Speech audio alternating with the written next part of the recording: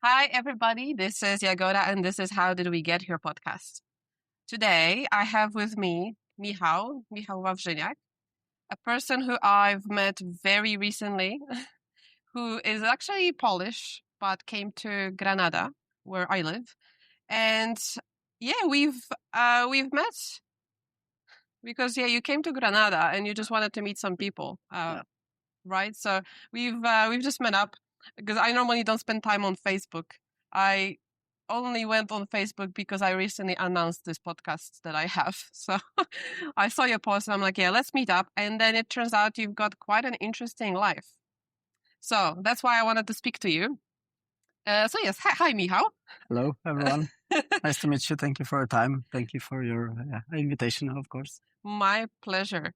All right, tell me, because what you've told me when we've met, it was so many things that I wanted to speak about and intrigue me. But first, tell me what you're doing in Granada. So I got remote work. That's kind of remote work. So I'm with my friend. He chose the place, and he decided he want to try to work remotely from another country. Mhm. And he asked me if I want to join him. So I say, yeah, why not? Because I quite often travel around the world because my base is in Poland.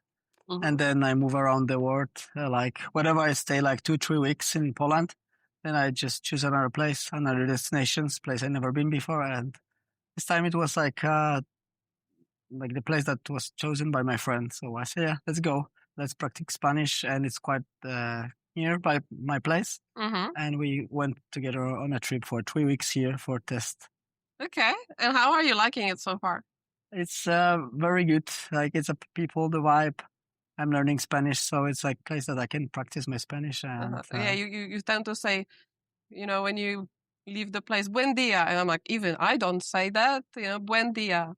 It's like small things that always, whenever I went somewhere, like travel a lot, there's always 3 words that I learn. First of all, it's like hello. Then I thank you. And the third word is like I love you. Okay. That's my 3 words. How often do you use it though? It's quite often. Whenever I recently come back from Philippines, I say like mahal kita. So they are quite confused at the beginning. Yeah. Then they are happy because it's like unusual that people say I love you, especially foreigners. So I'm keep like enjoying this to saying to the people because I want to spread the love. As I say, my approach to life is like infinity love and unconditional love for wherever I am and whoever I am around me. This is very fascinating because love can be defined differently, right? And there's probably different types of love. But when you say you love people, I'm not surprised, they're surprised. But what do you really mean by this love? How do you define love? So, so you can describe different kind of love, like family love, partnership love. And this kind of love is like general love, and respect and give up pressure feelings and totally, you can be, let's say kind of, emotionally connected with the world, with the people, and deeply love everything, every piece of your surrounding, of the people that you met. So it's like feeling towards like everything. It's hard to describe, yeah. But so would you say you love every person, like every single human being? Yes, I would say this is. So you love me as well? Yes, of course. Wow, that escalated quickly. Cool. All right. All right. Yeah. I mean, like you can love someone and at the same time you can hate someone because if someone makes something negative toward me, I would say I still love that person as a human being, but I could not quite be along with someone features. But then it doesn't have to eliminate each other. Like it doesn't. It's got to sit together. You can love as a human being if someone really do something wrong for you, but you can still love that person even if you don't accept or can get along with someone features. I mean, I do believe when you say that, but I guess I always think of myself as someone who likes people. I call it like because overall, I think people are interesting creatures, and by default, I respect everyone unless they do something that makes me lose respect. But it's the way you see people and, have that love that I cannot imagine how it feels, to me is very, very unusual. So how did you get to this point of feeling that love? Were you born with that love for people, or did you develop it through travels? And how did that come about? That could be a long answer because we have time. I could answer from the beginning. I could answer this question for 2-3 hours, but then I will try to make it shortcut. No, don't say whatever you want.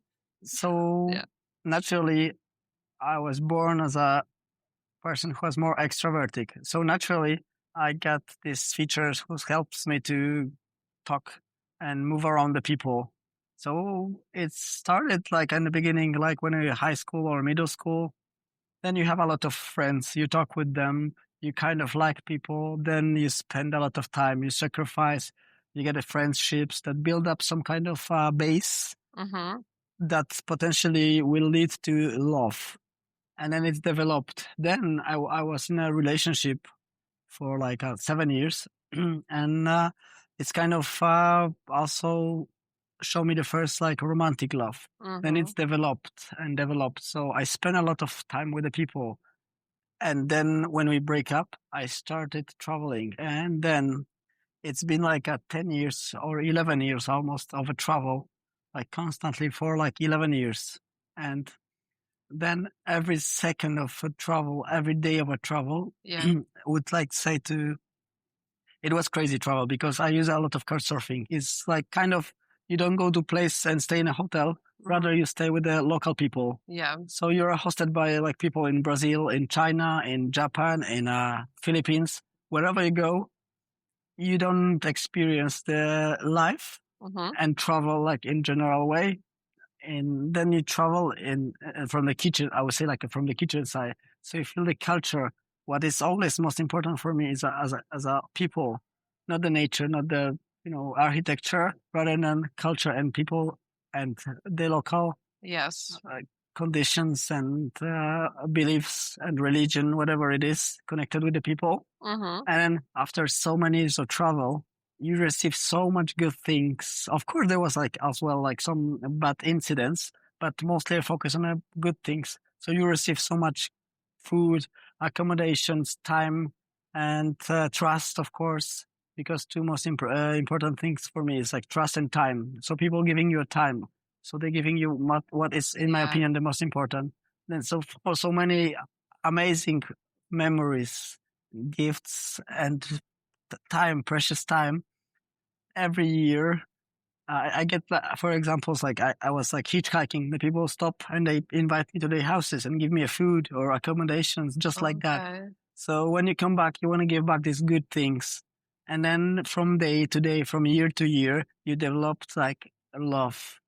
And after 6 or 7 years of travel, I get to the point of I was really into people. So then was the day and the project I would say it is most impactful moment of my life. The project was named 1000 New Faces. And then out of curiosity, out of good memories with the people and out of ongoing love that would developed, comes the point that I want to, for the 1000 day, meet 1000 people every single day. And I report it and give a notebook of all the stories of the people, pictures. So were you actually meeting a person and later on making taking a photo with them and making notes about them? Yes. Yes, exactly. Oh, okay. So it was the whole story, because it was just all these stories, pictures, every single day, unbreakable for 1 year. I spend with the people for talking and talking. It's tremendous hour of the talk, conversation with the people, 1,500, over 1,500 hours per year. When did you start this project? Where were you as well? It was in Poland. It was in Poland. Wow. I started like in 2018 in September when I just break my bone when I was climbing. So I was a little bit waiting until I can start it. Yeah. When I break my bone, and then I have 20 hours per week extra. So that was the point. So even something worse happen that you potentially lead to the place when you have something phenomenal at the end. Yes. And then I started, and imagine like unbreakable every Monday, every Tuesday, every Saturday, every Sunday. On average, you spend like 4 or 5 hours per day talking with the strangers or your friends one-on-one. And after like thousands of hours, thousands of people, it was like amazing story. Like after all, like there's one big or second big Polish radio station that hit me up, and they invited me to talk about this project. Like SK. Oh, SK, okay. Yeah. Well, so this is not the first time you're doing like a quote-unquote interview. Like, I mean, this is not an interview, but yeah. It was like a small like interview, let's say, for like 3 or 4 days. Make it like 3 or 5 minutes out of my introducing of the project. Yeah. And then when the people start to know it, people come to me from all over the Poland, like from Gdańsk, from, I know, Wrocław, Warsaw, Gdańsk. Yes. They came to my city, to Łódź, just to have a simple conversation with me. Aww. And that was really phenomenal time, because how happy you could be that someone is going so far just to meet up with you, and then have like 4, 5, 6 hours of conversation and going back to the places. Yes. So it was like time that I finished my job at 5 o'clock, because at that time I was still attending the office. Right now it's fully remote. And then you finish your work, and since 5 o'clock, you have a conversation quite often, like until 2 or 3 in the morning. And then you have 7, 8 hours, then you have a training, then you visit your friend. Yes. Then you have a schedule for new people. Yes. And then you talk like 2 in the morning. But wait, was this part of the project still? So was the project completed when you were meeting people who were coming to you, or were these people part of your project that you know? So the 1,000 faces, like, or that 1,000 people, did you finish that project and then talked about it and met people, like more people? Or was it you started the project, radio station found out about it, and then you continued to meet people? How did that happen? I think it was like around 250. Okay. Or even a little bit earlier, 200. Day number 200 that the radio hit me up. Okay. Unfortunately, I didn't finish it all, because then there was some like it was unbreakable for 1 year, and then I was like around 500. Yeah. Then also it was some kind of a COVID and things go around at that time. Yes. So I was forced to finish it. But after all, if I would say I don't take pictures anymore, but for sure after years I completed it. But I don't make a note about it and don't report it anymore. But for sure I finished it. But it was like around half of it, which was like fully story and fully picture with the people. Okay. I have so many questions about this project, actually. I mean, a few that I can think of. First one, you started it when you were in Poland and you had injury. Meeting people in Poland is not the easiest thing, right? Yeah, people in Poland is really harsh environment. Yeah. I would say not super, but then again, in like Mediterranean Sea countries, it's like much easier because people are more open. So how are you approaching people in Poland? So I built up one method, which was completely cool. And it method was like, hello, can I take a moment of your time? They say, quite frankly speaking, like, or neither no, or I don't have money, or what do you want from me? A little bit suspicious. Was it on the street? Most of them, like 90%, was from the street. Okay. The rest of the story was people who come after they know me, or friends of friends, or some couch surfing. So more or less arranged, but 90% of the people, or 95% of the people was like out on the street. Yeah. Okay. So I built up one method which worked phenomenal, and you approach them and you say like, hello, can I take a moment of your time? They say, okay, what do you want? I say, I'm run a project which is about random people on the street like you, which I would like to ask 3 questions. Mm-hmm. And they say, okay, what kind of questions? They're a little bit curious at that point, a little bit suspicious. Yes. Then I take my phone, show my page. This is like authentication. Yeah. And while they see the page, I just show the people that I already met and pictures and everything. Mm-hmm. It's like they turn around 180%, and they open up themselves and tell the whole life stories. They even invited me to their houses on the food. Oh. I have so many tea, beers, or whatever together, coffee. Vodka? I think no, vodka was not. Well, that's weird, considering it's Poland. Yeah, but we had beers and coffee, whatever. Yeah. Food, cakes. So the percentage of the success of the acceptation, you can imagine, like on 20 people, 19 of them given finally time and photo. It's one out of 20 reject me. So it was almost zero chance, because the level of the energy, like you're going with them, it was like amazing. At that time, I sleep for like 3 hours. Mm-hmm. I came back 3 a.m, sleep for until 6 a.m. Then I have another day and another day and another day. Yeah. So the level of the serotonin in the process of making new friends, new people, is like something that you could not explain. And then with this energy, you're going to the people, and even they don't want to share time with you, they say, hey, how are you? They say, it was like one story, so girl take off the headphones and say, no, it was raining. Because sometimes I finish I think I was on a wedding at that time. Mm-hmm. So I started my meeting new people at that point at 11 in the evening with full rain. And she said, no, I don't have a time. I said, really? You're not even curious about what I want to, like, it's going to be something amazing for you. I said, okay, what do you want? Mm-hmm. And finally we speak, I think, like until 4 a.m. Yeah. So for 5 hours. At that point, I get some food from leftover from the wedding. Mm-hmm. And we go together, we eat the food, and we have like 4 or 5 hours of conversation. So even though they are like sometimes suspicious, even they change their plans. Some of the people have like, I'm going on a yoga training. And after 40 minutes, okay, I can quit my yoga training because it's so interesting that I will stay with you. Or some people even like, I will meet my friends, but I meet with them like every day. Okay, I can stay with you. So like so many amazing things happen. Oh, I'm a surgeon. I have to do life-saving surgery, but I'll stay with you. Not that serious, but really they skip their plans.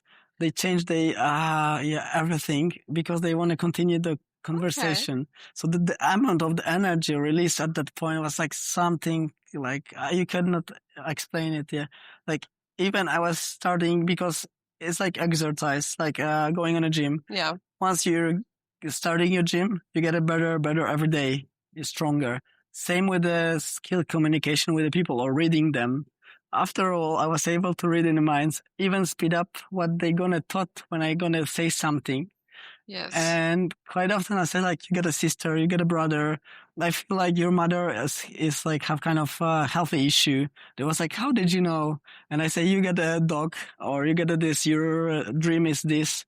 And like, I can barely read in the minds. I was really sometimes afraid because I was in a process, so I could read them like so easy. And it was like really, and this was all in Poland. Like you've managed to meet like people in Poland off the street. So we're not talking about being in like a different part of the world where you naturally meet people if you travel sometimes. You're still talking about Poland, yes? It was wherever I went. Okay, okay. And out of all of those people that you've talked to for hours, like or in general, how many of those people did you actually talk to again? I think if you calculate the amount of the time that you spent, it was like double. But yeah, for example, if you've met 200 people, and you've spoken to them Did you speak to them again some other time? Did you make friends with them? Or, do you still keep in touch with them? Yeah, of course. I still have a contact with plenty of them. Okay. Like I would say like 30%. I meet it again. 30%. Yeah. Okay. With one girl, she has no company on the next Baptist ceremony for next day. So I went with her another day. With one girl, I went on a prom party. With one guy, we went together on a trip to Polish mountain. With another girl, we went together on a trip. I invite her, so we went on a trip together to Norway. So actually, another meeting, the next meeting, was like quite often. I would say I spend with these people another of the amount of the time that I sacrificed for the project. Mm-hmm. So it was like many new friends and friends of friends. Yeah. And then you have your full schedule packed with the people from the morning until the evening. It was, I could have like Sunday, which is like, I started my day like 9 o'clock meeting with someone, then like let's say 11, then 2 o'clock, then 7 o'clock, then like 11 o'clock, and then come back and I could meet again like 2 in the morning again. Mm-hmm. So it's like Sundays or Saturdays was like 14 hours of the conversation constant with the people. This sounds, I know you said you're an extrovert, yeah. but this sounds exhausting. Like I'm tired, like imagining this scenario. So how do you really feel energized after each interaction, or do you need time for yourself? Yeah, some people ask me if is that not too much, because I don't ever meet any out of these thousands of people that I meet in my lifetime. I never meet someone who spoke with the people as much as me. And then it's like boost you up, because for extroverted people, yeah, interaction with the people supply you extra energy. Yeah. So I have a moment when I want to have a break on my own. Mm-hmm. And then I just need like 50 minutes to have a power nap. And then I can continue. I even train my body to have 1 minute nap when I was completely exhausted and I was not able to even communicate. I have 1 minute nap technique. Yeah. Then I can again talk for hours and hours. It's like, it was like infinity. That's crazy. Like, I imagine this helps you a lot when traveling then, because, you can travel without meeting people. Like, I know people who travel who don't necessarily seek human contact, and they can do it. But there are also people, that you meet, and it helps you a lot if you like talking to people, because, you make friends and you gather so many more memories and experiences than a tourist that only, or a traveler that is very, much focused on just being who is only by themselves. So yes, to me, that kind of level of extrovertism, I don't see it, because I know some social people. They are good. They can have friendly conversations. They seem outgoing. But when I ask them, are you an extrovert or introvert? They say introvert. Many people still feel like they need a lot of alone time. So I'm just want to tell you, this is to me fascinating that you can make a project like that and meet people everywhere and you're still energized. Mm. So, Yeah, I think it's really boosts you up, because you at that point you feel like you're immortal. You can afford everything. You can have no sleep, and then you go another day and you cannot have sleep for 1 month, 2 months, 3 months, and you still not feel exhausted. It's like, weird. I don't know. My body gets to extreme point and it gets used to adapt itself that it's not bothering me, because, also I don't have I didn't take since my one scepter operation. I didn't take any even headache pill for 15 years. You haven't had headache for 15 years? I have a small one, because then it's gone. So normally I don't take any headache pills, because then how happy, how motivated, how energized you are in your life, how many serotonins are released in your body that naturally heal your body. And that's what I can. You come to the point when you're immortal, you're infinity happy, you're infinity loving people, and infinity like as well energized. Well, I want to say, because people cannot see you, I can see you. How old did you tell me you were? 37. 37. You don't look more than 26. So when you say that this could be, it actually sort of makes sense to me. I don't know the science behind it, but less stress, more happiness, more serotonin. It makes sense that it keeps you healthier and looking younger and feeling fitter and for longer. So maybe this is what is truly happening. So do you think people should be, even introverts, do you think people should be more outgoing? They should know, they should take time on their own, of course, if they need it. They could not find against the natural needs. Yeah. Because people ask me if you need time on your own. And I say, you don't have your time for your own. I say, I got it a lot. Because you wake up like 6, 7 in the morning, or right now I'm working remotely. So then I have like 6 hours, 5 hours per day on my own. You have to think about it, to analyze. Quite often I went on to sleep totally exhausted, and I'm still have these 2 hours for myself before I fall asleep. Yeah. And then people should not fight against their own needs. Yes. If they need it, they should have time. But then again, they if they will speak with the people, they could a little bit force themselves to just speak with the people, to make new friends. Because as the scientists prove, that what things that bring you most happiness is the level of the relation with the people. Yeah. And I'm trying to be better and better every day.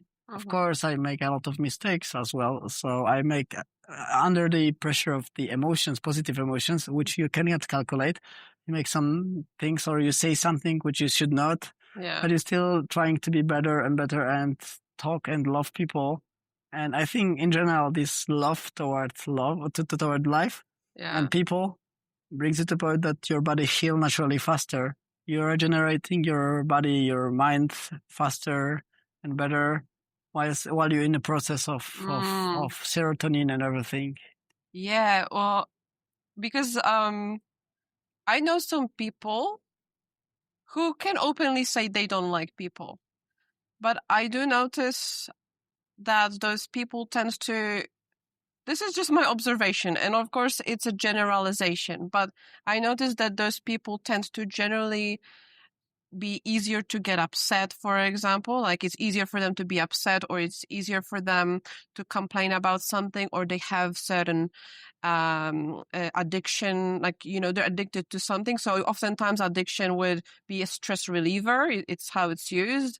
Well, you even told me just, when I try to buy you coffee, like I don't drink coffee. And you often sleep like 3 hours or 5 hours. So you have this huge amount of energy without really even needing biological, like chemical need to energize yourself. Because do you feel like this is due to your love for life and love for people, and this is what really keeps you push you? Like, I would say, I'm super grateful that I was born with this feature, that I have always willing for do everything. So I wake up, if I wanted something, I go for it. Same with the travel, with the people, with everything. I think this love and this amount of serotonin speed you up. Yep. And it boosts you, and it's like push you every day. So yeah. So when I asked you, like, do you think people should be more outgoing? You said, they should still do what they need, but you mentioned a little bit that people still should sometimes push themselves to do a little bit more. And I agree with that, in a sense that a lot of times people stay in their comfort zone, right? Like whether it's social interactions, whether it's doing something that they want to do, but they're scared, or just living a life that doesn't doesn't involve them doing anything that makes them even slightly uncomfortable. So this kind of also makes me think of the idea of traveling, because you travel solo sometimes, right? Yeah. So were you ever scared of doing those things? Were you ever scared of anything, traveling solo or speaking to a specific person? Do you have that hesitance? Yeah, of course. Oh, you do? Okay. Actually, when it comes to divide those two things, like when it comes to the project, yep. I know these days are people change after COVID. Yeah. So they have this comfort zone, this the space that they don't order to interrupt. Mm-hmm. So I don't want to bother people because I know these days they are different. They don't want to be bothered. Mm-hmm. So sometimes I feel like I don't want to, because I just adapt myself that the time has changed, and I just leave them alone. So if I want to speak with them, I feel a little bit pressure, because I know this is different rather than how it used to be in the past. Mm-hmm. And especially I started this project as well because I was a little bit shy and really? a lack of self-confidence as well. Okay. So open up yourself for a stranger was a really big deal at the beginning. So then I pushed myself a little bit. And then once I have a long trip on my own, like traveling for 1 month, and then I said, come back to Poland and said, okay, no more trip alone, because I want to share a moment with someone. Mm-hmm. Then I booked another ticket for another solo trip, and I pushed myself a little bit. I always say to people, it's like push yourself to swim in a cold swimming pool. Oh, that's not going to happen for me. And you don't like it. Yeah. But once you push yourself into the swimming pool, you start to swim and you feel like, it's cool. It's so amazing. Unless you can't swim. Yeah, of course. But I mean, like in general, like. Yes, I know the metaphor. Yeah. So when you travel, so how do you choose places that you travel to? The last year was very, very intense. Mm-hmm. I visited like 18 countries. 18 countries within last year. Yeah. That's more than I did. Yeah. I don't necessarily count it like it has to be. Yeah, no, I'm joking. That's not, yeah. But I feel like I spent like almost half of the year outside. And it was like I choose like South America because I want to move around the South America with a scooter or a motorbike. But they didn't let me go on a plane. So I come back and I said, okay, I will go somewhere else. So I just choose the Google flights and will list me the places. And I choose like Kyrgyzstan, for example. And I just go to Google Image. And I see, there's mountains. I never heard about Kyrgyzstan. Uh-huh. Okay, it's cheap tickets. Let's like 200 euros. Yeah. I said, let's go. So it was just a random. Again, then was Philippines. Yeah. And I said, okay, I haven't been there. It's a little bit long distance. Mm-hmm. But at that point, there was like typhoons and earthquakes, which is killed like 300 people in total. And I have a lot of typhoons at the end of the season of the year. Yeah. So because of that, there was like super cheap ticket. Oh, that's what happens after natural disasters or like terrorist attacks. People are like, oh no, I don't want to go there. But if you do go there, it's cheaper. It's cheaper. It's not much tourists at that time. Mm-hmm. And you can feel more like more people and local people. You spend time with local people instead of tourists. So I prefer also go with the countryside or local people. Yeah, me too. I find that if you want to really get to know the country, then spending time with locals gives you more of that experience. What is what is the place that you've gone to that is the most memorable for you, or is the place that you've never thought you'll ever go to, but was it Kyrgyzstan? It was not on my list for sure. Yeah. It was just like coincidence because there are like cheap tickets and like the Central Asia, never been there. Mm-hmm. In that part of the Europe. They especially speak Russian language, so it's like kind of similar to Polish. So then I have a chance to understand them. Mm-hmm. And it's just like pure coincidence. But the place that I never thought that I could go there, I don't have like the places that I would say like I will never go there. Oh yeah, so I want to visit like all the places. So I have nothing, Okay. no thought like no thoughts like this. But I would say the most precious moment was I was almost crying at that moment because I was in Japan. Japan. Yeah, and it was like 3 or 4 months ago. Oh. And then I stayed in a camping, and there was like a shelter bus, and it was full rain, and the guy from reception talked with me, and he said like he will stop a shelter bus for me. And Japanese people are like amazing. The culture, the traditions, the respect that they give you, it's like abnormal. Yes. And then he went up with me on the bus. He stopped the bus for me. He explained the driver where he could drop me. And then I entered the bus. The bus started like 15 past 12, mm-hmm. and it was 13. So more than 2 minutes until the departure. Yeah. And he was standing next to me to the bus with full respect, waiting until the bus will leave in a full rain, mm-hmm. just to care about me. I was like, it's such an amazing moment. Like he's standing in a bus, and then Japanese guy waiting in the rain with full respect he could have a possibility to say goodbye to you.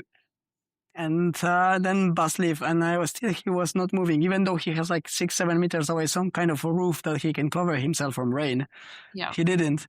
And then the bus goes, and after he was seeing me, he bent himself and he say like with full respect goodbye in full rain. I was like crying. What's a magic moment that even he is not moving, he wanna care about me.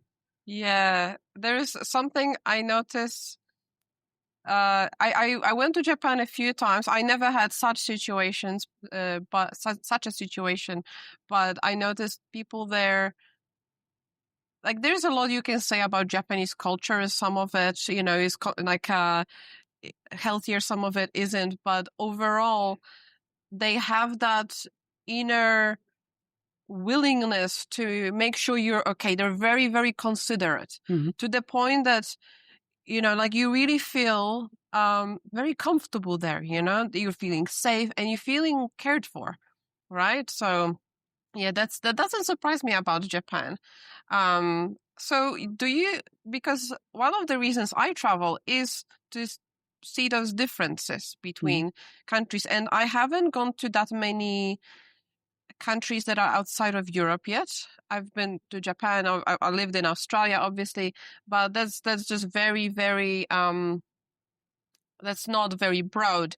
I've met people from different countries, but for me, it's still in the process. But you visited 18 countries last year. What would you say? How would you just describe like your observations like when it comes to differences between people? Do you, for example, like you told me last time we met, you always, no matter where you go, you still go to Poland often, and you love Poland and want to live there, right? Yeah. So what is it about, like, for example, Polish people that even though you've seen so many different places and experienced kindness somewhere else, that you still want to be in Poland, for example? So, as I always repeat, the most important things, let's say things in your life, are people. Yes. So this is number one. And always, whenever I judge the places, it's not about culture and nature or whatever. It's like people. And of course, it's Poland, because that's the place where I have the most important thing. So family and friends. Okay. You get friends from high school, from primary school, from study, from the climbing wall. So you could not afford to have the same long-based route contact. Yeah. So you can go to other country and stay for like 2 years, but you will never experience the same amount of the friends. So this is the place when I always keep coming back, because there are friends and people and family and all the things that I love. So do you think you would not be able to develop like a very deep connection with someone you meet during your travels? Yeah, I did. Oh, you did? Okay. Yeah. But then if you have, I told you, like, I recently make notes with all the people that I'm recently having connections with. It's like over 70 people in Poland. Yeah. And then to build up the same base, you will never have a friends from your primary school in other country. You will never have a family in other country. Your parents, your grandparents. And so this is possible, but to make that amount of friendship, yes, you need to build, it's take a time. Yes. So then you need to sacrifice like 3, 4, 5, 6 years to achieve something that you have in Poland. Yeah. And you will never have your parents over there in another country and your friends from your high school. So this is impossible. It's possible, but it's make a lot of effort. So that's. But you do have good so it means like your family, you have good relationship with them as well, right? Yeah. Right, because like you're right about what, like, I guess people, because there are people who move countries, right? Like, and people move countries for different reasons. But I noticed I am in like expat, like I read some expat Reddit, and I noticed some kind of trend that a lot of people who immigrate, oftentimes they don't have good relationship with their families. And I think maybe that's, if you do have that good relationship, then I guess it doesn't surprise me that you do feel like Poland is your home in the end. Yeah. But I feel like if that relationship is broken or toxic or just brings you down, then people they have easier time moving somewhere, They don't have nothing that attach them with the home place. Yes. And it's easier. Sometimes, quite often, people like, I don't know, finish relationship, they have no good connection with the family, and they like kind of maybe sometimes escaping from the problems, and they just move to other place, or sometimes quite often connected with the job opportunity. Yeah. So it's always not have to be connected with the bad relations, but for me, like, relations are most important. That's what brings me a lot of happiness. Yes. But people have different perspective, and I respect that if they have like problems with their parents or whatever, because they have different stories in their life. And I go back to the point when I'm fully grateful what I have. Yeah, and you also have like a really good position job wise, right? That you can actually travel anywhere. Yeah. So this also helps because you can have a base in Poland, but you can sort of choose to go anywhere you want, right? Yeah. That's when I'm extremely grateful for life that I have, because I would say I won the lottery because I have like phenomenal like time. I have a lot of friends, family. I have like super job that I don't have to do that much. And I have money out of doing nothing with full flexibility, full remote work. Yeah. I have hobbies, which I loved. And I have passions. Yes. And I'm healthy, and I don't have any healthy issues. My body is like extremely good with this. Do you have any problem in your life whatsoever? Yeah. Oh. Also, I mean, like, I don't. Okay. Well, oh my God, that's like extremely rare, because everyone tends to have like some kind of problems, right? So at this point, it's more like about definition of it, because I have like say people have a problems and say this is wrong, and actually I got another problem because my car was broken. Yes. And for me, all these problems, I don't define them as problems. I define them as a situation which I need just to find out the solution for it. So I break my leg it's not a problem for me. It's just another opportunity for have something new. I just, my car was like stolen, let's say. Okay, that's fine. I completely don't have any stress in my life. I come to the point when I accept everything. I don't fight against the people. Whatever they would do, such a wrong thing or such a nasty thing in my life, I would never quit from loving people. And then you don't fight against it. You don't stress yourself internally. Yes. You're just purely happy. This is like a recipe for happiness. Like, I mean, it doesn't take like a switch for someone, for a normal person, like normal. I mean, a typical human who has a lot of problems to suddenly love people, love life. And, but we talked about it last time, right? Like how we perceive problems differently than other people. Like I am not at the same point you are. But I'm also not at the same point that many people are. So I'm sort of in the middle. But what happens is if you break your leg, like you said, or I don't know, your car breaks down on the way to somewhere. It's a problem, quote unquote, but you focus on solving it. You don't stress over it because it doesn't help, right? Anyway, but there are people who get really stressed over those things, angry. and they emanate this negativity, and this comes down to how the problem only has as much power as you give it. Yeah, right? Same.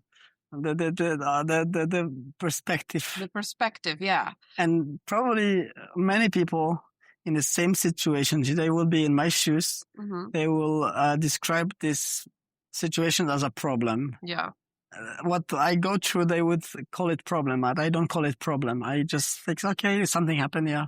Sooner I will just like fix the car, leg will be fixed again. Like, just like I have different definition. Yes. And also what I forgot to mention about is as well emotions, like all these things, and which makes me happy and healthy. It's like if you get some feelings towards someone or get some situations like a problem situation, and it generates negative emotions, I get rid of negative emotions really fast. How do you do that? It comes naturally because I don't blame people. I try, after thousands of conversation with the people, I come from the point of empathy, of understanding. You did something wrong, even like some extreme wrong. You kill another person. I wouldn't say you're a bad person. I would say you did the bad thing, but all we are equal. And then I'm trying to understand, like, I will try to know what happened in your life, what brings you to the point. Maybe you get something in the past, something happened, you get some problems. Then it was all the things lead you to the point when you kill someone. But I would try to understand why it happened rather than to accuse you. Or of course you need deserve a penalty, or like you need to go to jail or any regulation. Yeah. But then I will still be curious about you. And after thousands of like conversation, then I try to understand their point of view instead of judge them. And then I always keep repeating to the people that they should not carry any negative feelings. They need to forgive for the things that people did wrong. And they should forgive, not because that people deserve it. They of course deserve it, in my opinion, forgiveness. But more or less, most important, you should do it for yourself. Yeah. That person could be like 1,000 kilometers away from you. That person could just potentially not live anymore. But even though they don't live or they are far away, they have no impact if you will forgive or not forgive them. But the most impactable, you will be yourself. Yeah. Then because of that, I don't carry any negative things in my heart. and I'm trying to reach the point where my heart will be purely clear. Mm-hmm. And even though I get some super negative story about people, I will still help them. I will not hesitate to not talk with them. Mm-hmm. No matter what way they will do, nothing will just destroy my my position which I built up. So don't carry any negative feelings. Forgive for yourself. Yeah. Then you will be healthy and mentally healthy, because another my point of view is like the healthy in general comes from your mental state. If your naturally mental state is like stable, you work hard all of the fields, you don't have any healthy issue, which is consequence of mental problems. Yeah. Oh, there's so much to unpack here. Yeah. The first thing, I do agree with you about like the forgiveness part as well, because if someone holds on to grudge or resentment, a lot of times people think they are punishing that person. No, you're punishing yourself. Yes, exactly. These people might not care or know that you're resenting them. You are only like injecting poison into your own body. And I kind of also find that naturally I try to give people a lot of benefit of the doubt, but it's harder in some situations where you are surrounded. If you are surrounded by people who do have that negativity, criticize someone, it's, there's only so much I can do to defend or stay silent. It's very hard to navigate that. But also, yes, another thing, and this is something that, when you say good mental health, like that kind of staying as much stress-free, do you think this can, because it won't prevent all diseases, right? Like some people are born with diseases as well, but you mean like diseases that can result from stress. Is that what you meant? Yeah, I think, yeah. Like, I would say almost all of the disease came from mental state. The beginning is in your head. Like, in my case, in my opinion, I always give this big gap of, opinions, because I know I could be wrong. But I just speak out of my experience. Yeah. And then I would say, like, you get some even like simple flu, or simple even, I don't know, whatever, like a headache, started like in your mental state. Yes. You get depression, you have bigger percentage that you will get into flu instead of healthy person. Yeah. To get infected, like with simple, like your immune system works better as your healthy mental state is better. In this case, I think, yeah, that's because like I'm not a doctor either, but I have I read and watch things about psychology, and generally our human brain is linked to a lot of diseases, and people don't probably even realize how many of our health problems come from our mental brain. And even if you exaggerate now, even if it's actually, not as many diseases as we think, but just because you think that and you're trying to protect your health and be happy, like, and stress-free, so you are maintaining that positive attitude, it helps you. It's like placebo. If you inject this kind of thought into you, it helps you, right? Yeah. Yes. The research shown that the placebo is actually, it works. Yeah. As I told you, like recently, that there was an experiment with people who slept a lot. They changed their clock, and they was told them that they sleep a few hours and they was exhausted. And opposite, people who sleep a little time and they changed the clock and they told them that they sleep a lot of hours, they feel much better. Yeah. Yeah. But you, about sort of health, and you said also earlier that you feel indestructible, right? You did tell me, I've seen the video of you doing this. So you climb, right? Like, I've climbed in the past, but obviously I am just a noob. You've done something risky, I would say. This is underestimated. like Alex Honnold, right? Like he does the solo climbing. Like I always, like I have this natural sweating reaction when I see any video of someone doing something like that. And then you just sort of, where was this video that you took? It was Intersport Via Ferrata in Austria. Okay. So normally this was like, because obviously nobody can see this video as we're speaking, but it's like is it like a ladder that goes like between two peaks? Yeah. And you pretty much, what is this movement? Like you climbed. Hold on the ladder from the opposite side, from downside. So yeah, just from climbing downside. on the ladder by hand. Yeah, right. So you didn't do steps. Like, you were not doing steps on the ladder like, people do it with their feet and hold on to anything. You were with your arms hanging and then just, climbing the ladder from the bottom without, what is it called? Security gears, harness, right? What the hell?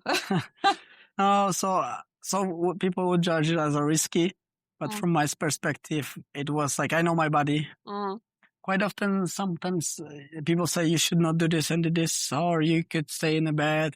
And so I know my body for many years, and I know, of course, like we can have some accidents, but I also kind of searching for a little bit of adrenaline because I know it also stimulates me, and I love that kind of things. And if I will die after like 40, 50 years, I would say I've died with the passion, with my life, which I love it, rather than have 60 or 70 years sitting in a home.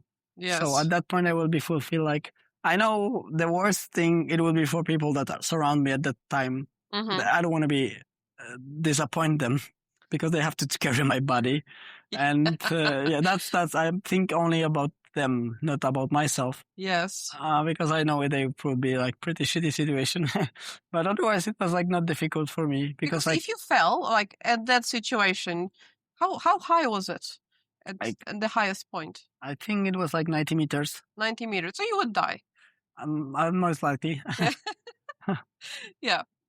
So I mean, so you said you know your body, so you were certain that with your fitness ability, you would be able to do it, complete the whole thing. I didn't complete the whole thing. Okay. Because you can always, in a time, you like pull up your legs and just go into ladder again. So I did in the whole. I didn't complete, but at any point I can quit. So it was pretty secure for me. So I do many pull-ups in my life. So you say you can quit at any point, but like if you were not secured with harness, how do you quit? Do you just go back? I don't know. I mean, like you pull up your legs. Yeah. And you go back on the ladder again. Oh, from the normal side, then you can sit on the ladder. But you have to do a what is it? Not push up. Pull yourself in with your strength. Like take your legs up and go again to the ladder. Okay. So it was like, I would say, not difficult for me. So I know my body. Yeah. And I like to do as well, like a little bit difficult things, or let's say people would say risky. But from my perspective, it was not risky. And you've done, I mean, honestly, I do see that, especially if you know your strength. You said you climbed 20 hours a week, right? That's a long time, like more than I think I climbed with my friends in Australia. They climbed regularly. None of them climbed for that much. So you definitely built some strength. But so do you think you've also climbed, was it El Camino? What is the Alex Honnold's? I mean, El Capitan. El Capitan? Yeah. Yeah. So you've done part of that, right? First speech, yeah. Yes. So do you feel like you want to, does it give you that kind of adrenaline that makes you want to keep doing more of those? I sometimes, when I just have this moment of my life, like I'm fulfilled with whatever I have right now. Okay. So sometimes there appear the need to do something crazy. Okay. So you wake up some days like, oh, today I'm okay with dying and going somewhere that I could die, but some other day, no, I like to just go outside and have a walk and talk to people. Yeah. I would say that you just wake up and depend on your needs. I just follow my body. Okay. And then I doesn't like fight against my needs. Yeah. So I listen to my body. I just go along with it, and I'm happy. Were you ever close to an accident or death? Once I've been, and it was not the ladder climbing. Oh, was it? Okay, yeah. What was it? I think we were together with my friends and my ex-girlfriend in Austria again, and it was like very slippery surface of the trekking, and we were in the middle of the big canyon, and there was like a massive flow of the water where the waterfalls stream. Yeah, and it's like at some point there was like no trekking because they dig into the in the rock the path through, and was surrounded with the chains, and the logs that keep you not to fall down, because if you fall down, obviously you will die and lose your consciousness in a few seconds, and then they will find your body up down there, like completely in many parts. And I was like, I was sick for a risk, and then I went out from the chain path and don't hold it and go after the logs, which was on the ground, and I finished myself on a like really slippery, let's say slide. And I was about to go down, and I was like, there's this angle, outside of the path. It was like just hang a little bit, surface, which was super slippery. Yes. And I start to slip down, and I was completely going to this massive waterfalls. But I just jump and I just lay on the ground and hold the log. Oh. I was about to fall. So were you able to pull yourself into the log, or like? Yeah, I jump on a surface and just hold the closest things that I could possibly. If I will just go like 1 second further, I will go to the point where there's no turn back, and I will just slip down to the waterfalls, massive waterfalls. So did you feel like you were gonna potentially, like when you were sliding down, did you feel like you're gonna die? What was the feeling? It was just a moment. I don't think there was like any feelings. Like it was just a fear. Okay, like a survival sort of situation. Yeah. But I hold, and I come back on the path. Of course, my friend and my ex-girlfriend was pretty angry. I said, I'm sorry. But I think it was like really close, because otherwise there will be no me. Yeah, I mean, like this sounds pretty sketchy. But it's kind of, if for a personality, like when you have this accepting, like again, depending on the day, how you feel. Like, sometimes you feel like you need that adrenaline and you do something more risky if you have the opportunity or, a way to do it. But it doesn't stop you from doing more of those things. You actually you're quite adventurous, you would say. Yeah. Okay. So everything I would say, like, you need it. It's like maybe not kind of addiction, but once you did something, you want to more and more. You want to experience this life. Just sitting on a couch and waiting for death. Maybe not like literally. Eventually like searching for death, but searching for adventure, for things that makes you and create who you are. Because otherwise, if you will not force or face yourself to the adrenaline or potentially death situations, you stress in the work or whatever. That is what Alex Honnold said. Like, people don't face themselves in the dangerous situations of death, that they real stress in the office. Yes. And then you have this adrenaline, and after all you survive, let's say, and you feel like you're more, it could be like stupid, but like you more appreciate or are grateful even more. Yes. For your life.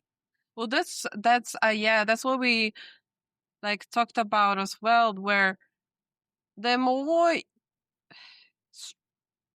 because those situations, when you feel stressed because something is truly wrong, like your body, your nervous system feels like I can die, that's where you you experience the kind of fear that people, our ancestors felt. And that's the fight and flight response that we're meant to feel that protects us. But because not many people do activities as such, we get stressed about tiny little thing, about someone being mean at work, traffic, whatever. Those are things that shouldn't make us that stressed. So I think if there is a recipe, like if there is a way to be less stressed, it almost feels like the way to do it is give yourself bigger stress in life, then everything else will seem a lot smaller, right? You need to expose yourself for, let's say, kind of dangerous situations. Because if you will be not exposed to any super difficult situations, you will feel like these less stressful, difficult things are very high. Yes. So this have this variety. And like in general, I want to experience everything in my life. So I'm it's like your life is like experiment. It's a beautiful experiment. Yes. We are living in a I'm living in Poland. You used to live in Poland. When you have this amazing possibility for travel, for have money, for do sports, it's developed country, and you get really amazing passport which allows you to move around the world, and you get secure job and stable life. Let's say stable. Come to Poland. And then you're happy that you can experience all the things. Yeah, well, it almost like I visited Poland not long ago, and I've heard how developed it became. I do see that in many ways. I feel like I struggle to connect with people though, because it's a similar issue that I think you get when you generally come to a country or a place and you don't have those strong connections, where I feel like being outside of the country, being outside of Poland, I don't know how to connect with Polish people anymore. And I think as a nation, we're also, not the most welcoming, warming, like we are very polite, and once you've connected with someone, we can be very hospitable.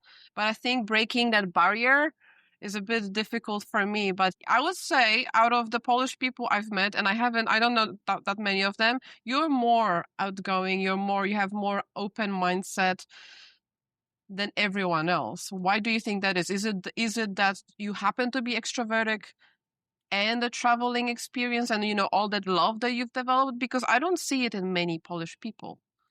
Yeah, I would say it's combined. It's for sure traveling, which give you a perspective. Like people living in India are different, in Mexico, in Brazil, in the United States, in Thailand, Japan. They're quite different. So you get this perspective of different reason behind different behavior. And then I have this possibility to work and to be extrovert, to just learn about it. But to be honest, not many Polish people get this possibility to travel that much. But maybe it's not still more about the possibility because they have it. It's more like about they don't use it. They can let's say travel. If they don't have like 3 or 4 kids on their own. I would say they still have a possibility, but people don't go out of their zones, as you say, comfort zones. Yeah. So they kind of a little bit struggle to pay a rent. Maybe it's like a little bit more expensive. So I would say they have a possibility, but most of the people don't use it. They would go for some kind of a trip to mountains, go for a walk around the mountains, go to the shelter, and have really amazing weekend in a shelter, in some hiking. Which is really affordable because it's not expensive. Yeah. Or even trip to, let's say, Italy, which if you're lucky, you can buy tickets for like €50 both way, 50 to like 100. So this is affordable, but they don't know how again. Quite often people ask me how you manage and say you need to do this. So it's kind of a little bit as well experience. But I know how to do this. I know to find cheap connections. Yeah. But I would say they still definitely have this chance, but they don't use it. Yeah. But it's sometimes it's hard for them. I can understand them. And I think I noticed similar in Australia. I mean, in general, with people who have some kind of commitments or stability somewhere they live, even if there are things they want to do in life, they find some reasons not to do them. They're hesitant. Yeah, it could be the comfort zone. It could be any excuse that comes to their mind. And like we've also talked about it, like if you want, you'll find a way. If you don't, you'll find an excuse. But I think a lot of people, Polish people in big parts too, because like, but also people that generally in the whole world, if you're not in a, because some people get born into really bad situations, but if you are in decent situations where you do have some kind of job, you have the health, you know, when I mean job, I mean some kind of financial cushion. It really helps you so much. Like your mind opens when you just get out of this comfort zone and do, you know, I'm not saying like the risk your life like you do, but like do things that are a bit scary or a bit uncertain, or travel, you know, meet people, right?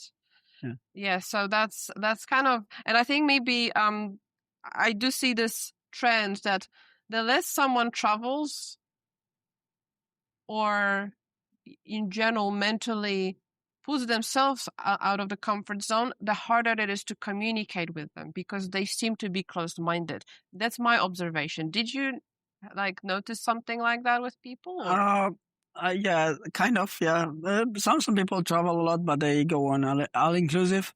They still don't have this mind set up. Yeah. Sorry. But in general, I would say people they don't have features of their own country because all the countries people have the leading features. Yeah. And people from country that travel, you can say, Japanese people are like this and this. But when you meet Japanese who travel, are they a little bit different rather than in the whole group? Yes. So I would say there's a correlation between more you travel, more you are open. Yes. But also you need to get some features that will push you to some kind of thoughts, conclusions, or Yeah, I did notice like, like I know 2 Japanese girls. One of them, she lived in Australia and I worked with her, and another one I met during like a trip I did in Australia as well, but it was in Gold Coast. When Japanese people decide to travel and stay somewhere for longer, you can tell that they broke a little bit outside of that culture. Not like they still, there's a lot of, you know, Japanese traits they might have, but there is something in their mind that makes them want to escape the negative parts of their culture. And it's from fascinating. The system. The same like you, Polish.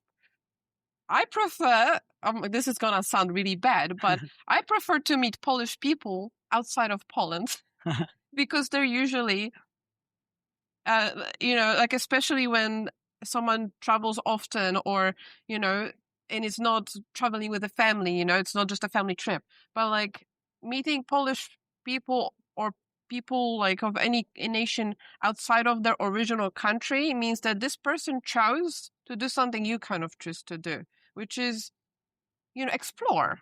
And the sense of exploration already opens something in your mind, which makes it easier to communicate, I think, with that person. Yeah. That's kind of true. But people who expose themselves on a different, especially travel with the backpack travelers or something, kind of have different really approach toward others. Yeah. But again, this is not a rule, but most of them are like this. But on the other hand, also meeting these local people in the local country give you a brief of what they think, what they thought, as I said, like reason behind some kind of behavior. And as well, I love to connect with the people who are from Poland and never travel. And Oh, you love connecting with people who are from Poland but never travel. Yeah, they have totally different approach to life. What kind? Like, what's their approach normally? Like about, I don't know, more conservative or super religious or into politics or any kind of like really narrow-minded. Like, in my opinion, I don't want to say that I'm better or worse, that I'm thinking differently. Yeah. But they don't have really strict opinion and they don't want to listen about different opinion. Yes. For me, like I say that I don't have my right is not better than your right, because I could have a different universe or different even definition of certain word that will come to the point that we are different in a definition of a certain word. Yeah. But then talking with them, or even some people ask me when I was doing this project, it doesn't make an impact on you when you heard a lot of tough stories, like struggle in their life or depression or really tough moment, because people went through many tough moments in their life. Wasn't make an impact on you because you separate. It doesn't bring you down. And then listening all these negative stories, tough stories with a healthy issue of their families with their own healthy issue, or really, really difficult things. And then I love to listen that kind of story because you have different perspectives. Even like some kind of things that you went through really hard illness will give you what he or she felt at that moment. And then someone have really difficult childhood and share you a story, which you really appreciate because he or she give you a trust to tell you that story. And then you separate with them. And once you separate, you're really sorry about them. You really feel what they go through when they went through. But on the other hand, I separate with them and I feel grateful that I don't have such a features or I don't have such a negative experience in my life. And that's even boost me higher because I'm become even more grateful that for the things that I don't have such a things like what they did have. Yeah. So it doesn't bother me. I can went from the really difficult story for the Polish people, and it doesn't bother me. I love to listen all kind of stories. Yeah. So you said like, so to you, listening to difficult stories, but also talking to Polish people who can be, for example, who don't leave their house much and they have those strong opinions, talking about, things that often cause arguments. To you, it doesn't bother you at all because you don't let those conversations affect your life. Like you're coming from curious place, yes? Yeah, exactly. That's a really good place to be because,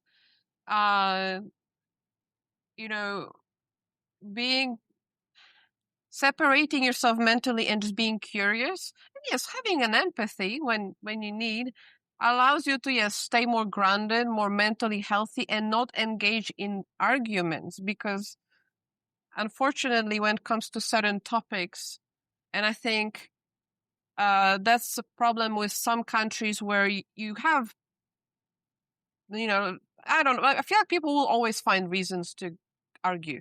So, if it's politics, whether it's any differences in opinions, but I never understood why people really would argue about it because you will never convince anybody, right? Yeah. So I think this is a good mindset to have. So, I mean, I don't think I'm at that point as you are yet, but I am a lot closer than I used to be when I still lived in Poland. Because I think living in Australia for me made me more relaxed in general, and then traveling really expanded my comfort zone and confidence, where a lot of things matter less to me. Differences of opinions matter a lot less to me. Someone not liking me matters a lot less. Like that's not something that sticks around in my mind for long. So that's super fascinating. Hi there. This is Jagoda. You've just listened to part 1 of the episode, and I will see you in part 2. Thank you and bye.